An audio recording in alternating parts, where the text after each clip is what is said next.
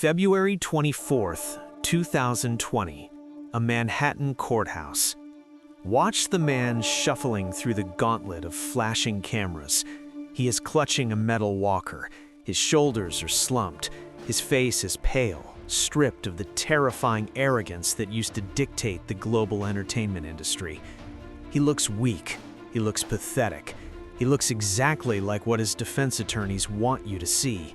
A frail, dying old man. But do not let the metal walker fool you. For 3 decades, this man was not human. He was a god. This is Harvey Weinstein. In the glittering, cutthroat ecosystem of Hollywood, he did not just hold power. He was the absolute monopoly on it. He was the ultimate kingmaker. He possessed the terrifying ability to dictate who became a global superstar and who was permanently erased from existence. Over the course of his reign, during the Academy Awards, his name was literally thanked from the podium more times than God. If Harvey wanted you to hold a golden statue, you won. If Harvey wanted you destroyed, you disappeared. He built a multi-billion-dollar empire of prestige and unparalleled influence. But beneath the red carpets, the standing ovations, and the champagne toasts, he built something else.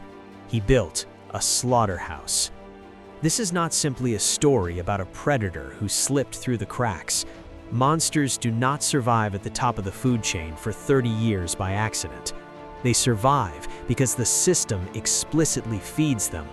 They survive because an entire industry, a complicit army of elite lawyers, publicists, corporate board members, and journalists, looks at the collateral damage and decides that $1 billion box office return is simply worth the price of blood. Harvey Weinstein suffered from the ultimate, fatal delusion of the ultra-rich. He believed that with enough capital, he could purchase reality. He weaponized non-disclosure agreements to gag his victims. He hired private intelligence agencies and ex-Mossad spies to hunt down anyone who dared to speak. He believed he had successfully bought the silence of the entire world. But he forgot one brutal, inescapable law of power. You cannot buy silence forever. You can only rent it. And when the lease finally expired, the whispers he spent his life trying to bury in the dark became a global roar that tore his untouchable empire straight to the ground. To understand the monster, you cannot look at the throne. You have to look at the gutter he crawled out of. Hollywood is an aristocracy. It is a town built on nepotism, golden pedigrees, and perfect teeth. Harvey Weinstein had none of these things. He was born in Queens, New York. He was large, he was loud, and he was profoundly unrefined. He was the ultimate outsider, looking at the glittering gates of the elite, nursing a deep, toxic resentment. He did not just want an invitation to their exclusive party. He wanted to buy the building and force them to serve him the drinks. He didn't just want to beat the Hollywood elite, he wanted to humiliate them. In the late 1970s, he and his brother Bob created Miramax. At the time, the independent film scene was considered a joke by the major studios. It was a dumping ground for weird, unmarketable art house projects. But Harvey saw an exploit. He saw that the giant, lumbering studios were slow, arrogant, and complacent. So he waged a guerrilla war. Miramax did not operate like a traditional studio. It operated like a street gang. Harvey did not negotiate, he bullied. He did not persuade, he threatened. He took small, obscure films like Sex, Lies, and Videotape, or a violent, non-linear script called Pulp Fiction, and he bludgeoned the culture until they became global phenomena.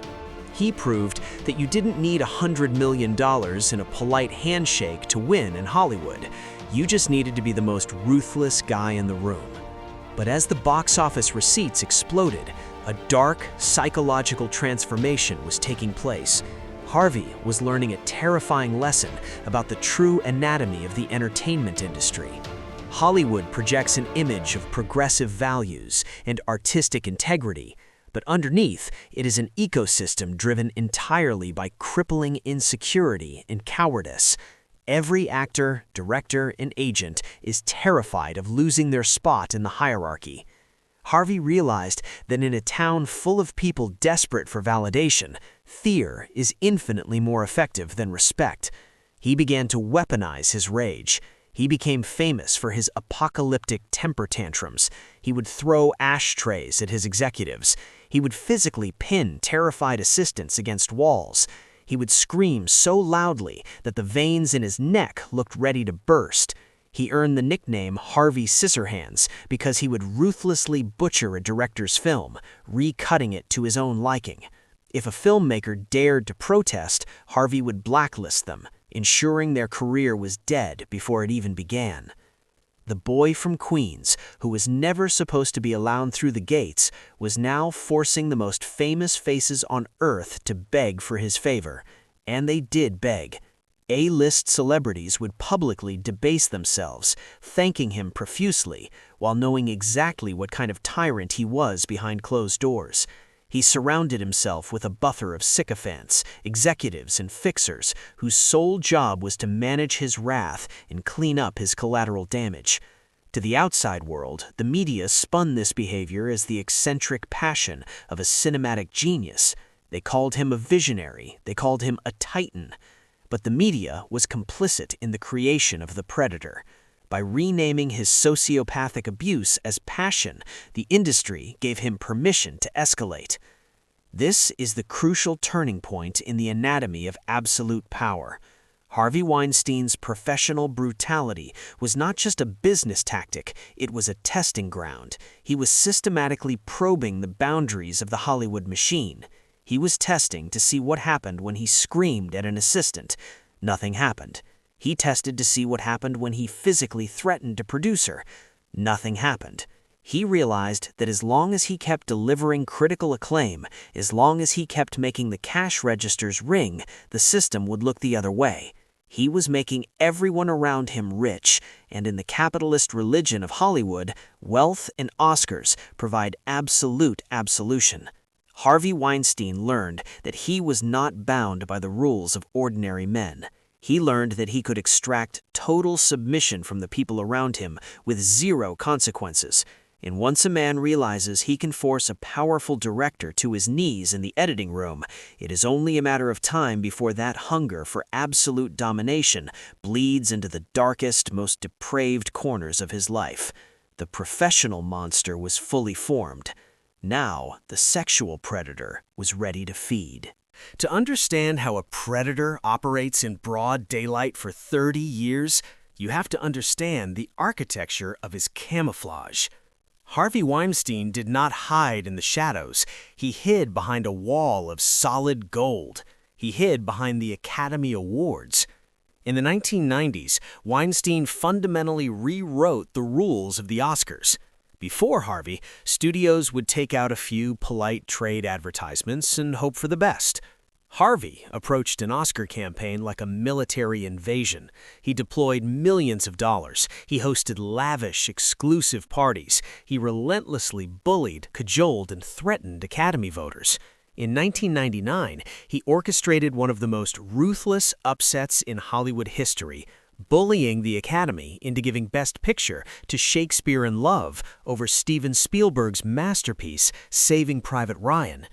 This was not just about ego, it was about establishing absolute supremacy. By proving he could manipulate the highest, most prestigious institution in cinema, he sent a chilling message to every single actor and actress in Hollywood. I hold the keys to the kingdom. I can make you immortal, or I can make you disappear. And with those keys firmly in his grasp, the professional monster mutated into the sexual predator. He took the darkest, oldest cliché of Hollywood, the casting couch, and he industrialized it. The transition from professional power to sexual abuse was seamless. It was built directly into his daily itinerary. The operations base was often the Peninsula Hotel in Beverly Hills or the Savoy in London. The trap was always the same. A young, ambitious actress would be invited for a business meeting. Often, it was scheduled as a breakfast or a script reading. Her agents, the very people paid to protect her, would eagerly send her into the suite, knowing exactly who was waiting inside. When the door closed, the illusion of a business meeting vanished. There were no scripts. There was only Harvey, looming in a bathrobe. There were demands for massages. There were physical assaults. There was the terrifying realization for these young women that the man standing between them in the locked door was the most powerful entity in the industry. But here is the most damning, terrifying truth about the reign of Harvey Weinstein. None of this was a secret. It was an open, industry-wide joke. It was whispered about at cocktail parties. It was hinted at on award show stages. It was a known business model. But the industry did not call it predation. They sanitized it. They called it the Harvey tax. They rolled their eyes and said, "That's just Harvey being Harvey." How does an entire industry watch a man consume generations of young women and do absolutely nothing? Because Harvey Weinstein did not operate alone. He was the CEO of a complicated machine. He built a fortress of enablers. When a victim managed to fight back, or when a journalist started asking the wrong questions, Harvey deployed his army. He had the most expensive, ruthless entertainment lawyers on the planet on his payroll. These attorneys did not just defend him, they went on the offensive. They weaponized the legal system. They utilized non-disclosure agreements, contracts theoretically designed to protect corporate trade secrets, as instruments of psychological torture. When a woman was assaulted, the machine would spring into action. They would isolate her. They would threaten to obliterate her career, bankrupt her family with lawsuits, and drag her name through the tabloids. Then they would offer her a check. In exchange, she had to sign an NDA, legally binding her to silence under the threat of total financial ruin. These NDAs were not legal settlements. They were receipts for human souls, and they were paid for using corporate funds. The corporate board of directors looked at the ledgers, they saw the payouts, and they kept quiet. The complicity extended to the press. Harvey controlled the media ecosystem by controlling access. If a gossip columnist or a magazine editor dared to investigate the rumors of his abuse, Harvey would cut off access to his A-list stars. He would threaten to pull millions of dollars in advertising revenue. He traded exclusive scoops to kill negative stories. He turned journalists into his public relations guards. Even the top-tier talent of Hollywood, the directors who won his Oscars, the actors who starred in his films, the politicians who accepted his massive campaign donations, chose to look the other way. They accepted his money, they kissed his cheek on the red carpet, and they pretended they didn't hear the screams coming from the hotel suites.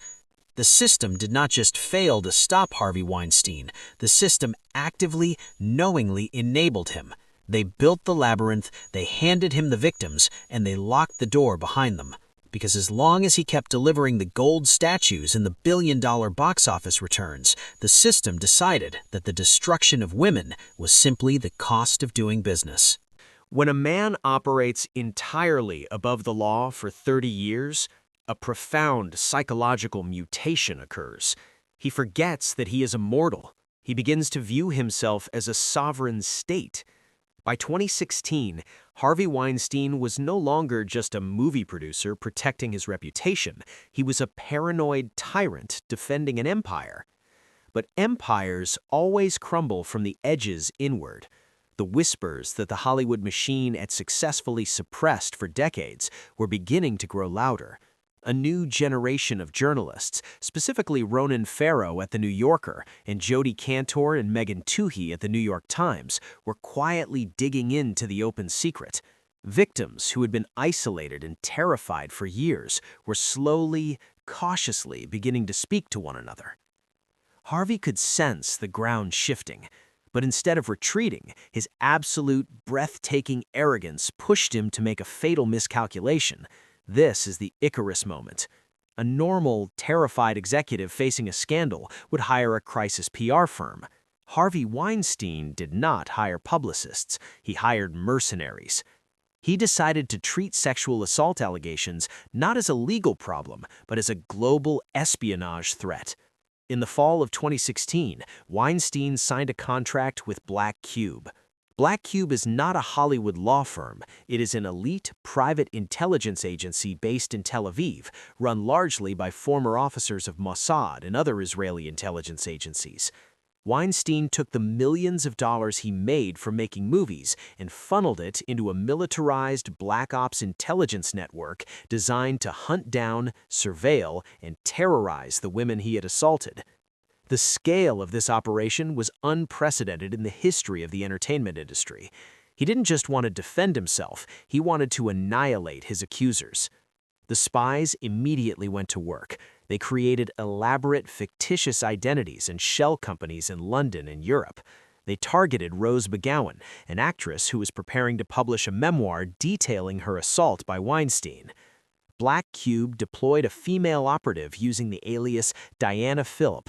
This operative posed as a wealthy women's rights advocate and a deputy head of a London-based wealth management firm. Over several months, Diana befriended McGowan. She met with her in Los Angeles and New York. She offered to invest in McGowan's production company. She listened to her trauma. She gained her absolute trust, and she secretly recorded every single conversation they had. The goal was to extract a copy of McGowan's unpublished manuscript so Weinstein's lawyers could preemptively block its release. But the espionage did not stop with the victims. The spies targeted the journalists. The same operative, Diana Phillip, used another fake identity to contact reporters investigating Weinstein, posing as a fellow victim with new allegations. The objective was to discover exactly who the journalists were talking to and what evidence they had acquired. Simultaneously, Weinstein compiled a literal hit list. He drafted a spreadsheet containing nearly 100 names of actors, publicists, producers, and former employees who he suspected knew too much. He handed this list to his private investigators. Their orders were to dig through the personal lives, sexual histories, and financial records of everyone on that list, searching for any leverage, any dark secret that could be weaponized to blackmail them into silence. He even leveraged David Boies, one of the most famous attorneys in America, a man who was, astonishingly, representing the New York Times in other matters at the exact same time he was secretly executing contracts with Black Cube to stop the New York Times from publishing the Weinstein investigation. This is the terrifying reality of absolute power. Harvey Weinstein was not merely executing a corporate cover-up, he was running a psychological warfare campaign against American citizens on American soil. He used his immense wealth to turn the world around his victims into a paranoid thriller where they could not trust their friends, their investors, or even fellow survivors. But this extreme, sociopathic overreach was his ultimate undoing. He believed he was a god manipulating chess pieces in the dark, but the sheer massive scale of the cover-up, the invoices to Black Cube, the emails to private investigators, the incredibly brazen conflict of interest with his attorneys left a devastating paper trail. He flew too close to the sun. He pushed the system so far past the boundaries of morality, legality, and basic human decency that the machine could no longer protect him. The intelligence network he built to bury the truth became the exact, undeniable evidence that proved to the world he was exactly the monster they feared. The fuse was lit, and the explosion was going to take down the entire kingdom. For decades, the mathematics of Harvey Weinstein's power were brutally simple. Money equals silence. Fear equals loyalty. But in October of 2017, the equation completely collapsed. The multi-million-dollar intelligence network failed. The ex-Mossad spies could not plug the leaks. The ironclad non-disclosure agreements, which had successfully buried the truth for a generation, were about to be tested against something far more powerful than corporate litigation. They were about to be tested against the truth. On October 5th, the New York Times published an explosive investigative report by Jodi Tanter and Megan Twohey. 5 days later, The New Yorker published a devastating exposé by Ronan Farrow. These were not just articles, they were detonations. They outlined in excruciating, meticulously corroborated detail decades of sexual harassment, assault, and corporate cover-ups. They exposed the secret payouts, the hotel room traps, and the horrific reality of the casting couch. But the true devastating power of these articles was not just the information they contained, it was the fact that women were finally speaking on the record. Actresses like Ashley Judd and Rose McGowan stepped directly into the light, attaching their real names in their real faces to the allegations. This was the fatal crack in the dam. Harvey Weinstein's entire empire was built on the illusion of absolute invincibility. He convinced his victims that they were completely alone. He convinced them that if they spoke out, he would destroy them and no one would ever believe them. But the moment one woman stepped forward and survived, the illusion shattered. The moment the world saw that the god could bleed, the fear instantly changed directions. It was no longer the victims who were terrified. It was the predator. Within 48 hours, the crack became a global avalanche. The dam did not just break, it evaporated. One woman speaking out empowered 10. 10 empowered 40. 40 empowered over 80 women. The floodgates opened, releasing decades of suppressed trauma. And it wasn't just young, unknown actresses hoping for a break, it was the absolute royalty of Hollywood. Global superstars like Angelina Jolie, Gwyneth Paltrow, and Salma Hayek came forward, detailing their own terrifying encounters with the monster. They proved that no amount of fame, no level of stardom made a woman safe from Harvey Weinstein. As the sheer apocalyptic scale of his predation was broadcast to the world, watch how the Hollywood machine reacted.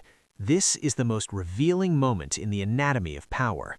Hollywood did not experience a sudden moral awakening. The industry did not collectively look in the mirror and repent for its complicity. Hollywood is an ecosystem built entirely on math and self-preservation. For 30 years, Harvey Weinstein was a massive financial asset. He brought in billions of dollars and hundreds of Academy Awards, but overnight, the mathematics changed. The public relations nightmare became heavier than the gold statues. He was no longer an asset, he was a radioactive liability. And when a billion-dollar investment turns toxic, the machine operates with breathtaking, ruthless speed. The very system that had enabled him, protected him, and handed him his victims suddenly turned on him to save itself. It was a masterclass in corporate amputation. The Weinstein Company, the studio he founded, the company that literally bore his name, fired him. They physically locked him out of his own building. The Academy of Motion Picture Arts and Sciences, the institution he had bullied and controlled for 2 decades, voted to permanently expel him. The British Academy of Film and Television Arts suspended his membership. The hypocrisy of the elite was staggering. A-list actors who had publicly kissed his cheek and thanked him from award podiums suddenly released statements expressing their shock and horror, behaving as if they had never heard the whispers that had echoed through the hills of Los Angeles for 30 years. Politicians who had gladly accepted his massive campaign donations scrambled to return the money or donate it to charity. He was entirely, thoroughly excommunicated. Harvey Weinstein believed he had bought an army. He believed the lawyers, the board members, and the executives were his loyal subjects, but he misunderstood the nature of mercenaries. They were never loyal to him. They were only loyal to his capital. The moment his capital was threatened by the explosive truth, they abandoned him to the wolves. He went from being the absolute king of the world to an international pariah in less than a week. The fortress of silence he had spent his entire life building did not just fail to protect him, it collapsed directly on top of him, crushing the untouchable predator under the weight of his own monstrous legacy. In the end, the millions of dollars funneled to Black Cube did not save him. The ironclad non-disclosure agreements did not save him. The armies of elite lawyers, the complicit board members, and the terrified publicists could not put the monster back in the box. When Harvey Weinstein finally faced a jury of his peers in New York and later in Los Angeles, he did not look like the untouchable god of cinema. He looked like exactly what he was, an old, weak, broken man hiding behind a metal walker. He shuffled into the courtroom, desperately hoping that the visual of his physical frailty would somehow erase decades of sociopathic brutality. He wanted the jury to feel pity, It didn't work. The juries looked past the metal walker. They looked at the insurmountable mountain of evidence. They listened to the harrowing, undeniable testimonies of the women he had spent his life trying to destroy. And they handed down sentences that guaranteed the former king of Hollywood would spend the rest of his natural life rotting inside a concrete cage. But the true legacy of Harvey Weinstein is not just a prison sentence. His unraveling was not a localized scandal. It was a global seismic shift. The explosive truth that brought him down became the ultimate catalyst for the Me Too movement, a tidal wave of reckoning that swept across the planet. It proved that the darkest playbook of the ultra-rich, the NDAs, the private spies, the systemic intimidation, was no longer invincible. His downfall dragged hundreds of other untouchable predators out of the shadows, not just in Hollywood, but on Wall Street, in politics, and in the global media. Harvey Weinstein once famously, arrogantly remarked that he was a monster created by Hollywood, and in a terrifying way, he was absolutely right. The capitalist machine of the entertainment industry fed him, the system protected him, the system handed him the victims and locked the doors. But the ultimate lesson of his spectacular downfall is a fundamental law of human nature that his billions of dollars could never alter. You can buy the press, you can buy the lawyers, you can even buy the complicity of an entire industry, but you cannot buy the truth. When you spend 30 years burying the screams of your victims in the dark, you are not erasing them. You are simply burying them under pressure. And eventually, those silenced whispers will always resonate, combine, and detonate with a deafening, unstoppable roar, a roar loud enough to tear the absolute untouchable god of Hollywood straight out of the sky.